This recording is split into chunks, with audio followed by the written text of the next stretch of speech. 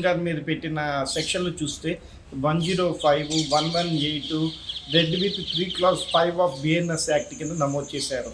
వీటిల్లో 105 అంటే 5 ఏళ్ళు మినిమం శిక్ష, యావజ్జీవ కారాగార శిక్ష పడుతుంది. అది ఇంటెన్షన్ టు కాజ్ డెత్ దాని సెక్షన్ డెఫినేషన్. అదే 118 క్లాజ్ 1కి వస్తే కనుక అది వాలంటరీ కాజింగ్ యాక్ట్. అంటే ఆ అమ్మాయి చనిపోతుంతో పాటు కొంతమంది తొక్కిసలాట్లో గాయపడ్డారు కాబట్టి ఈ సెక్షన్ కూడా పెట్టారు.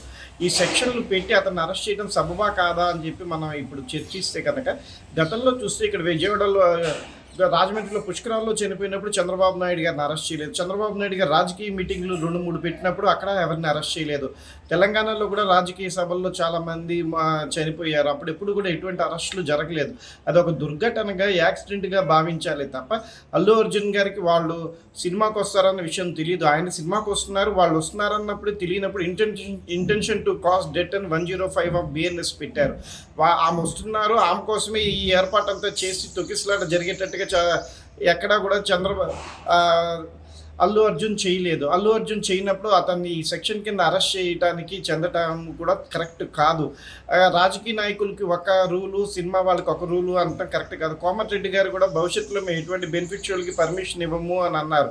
అది కూడా కరెక్ట్ కాదు. రాజకీయ సభల్లోనూ చాలాసార్లు తొక్కిసలాట్లో చనిపోయిన వాళ్ళు ఉన్నారు, పుష్కరాలప్పుడు చనిపోయినట్టున్నారు. అట్లా అని ఇంకెప్పుడు రాజకీయ సభలు మేము పెట్టమంటారా? పుష్కరాలు ఓపెనింగ్కి ఎప్పుడు వెళ్ళమని అంటారా? కాబట్టి ఇది పోలీసులు భద్రతా వైఫల్యం కింద భావించాలి. సంజయ్ థియేటర్ వాళ్ళు దానికి చెప్పినా సరే వీళ్ళు సరైన చర్యలు తీసుకోలేదు. కాబట్టి ఇది పూర్తిగా ప్రభుత్వ వైఫల్యం, పోలీసుల వైఫల్యం కింద భావించాలి.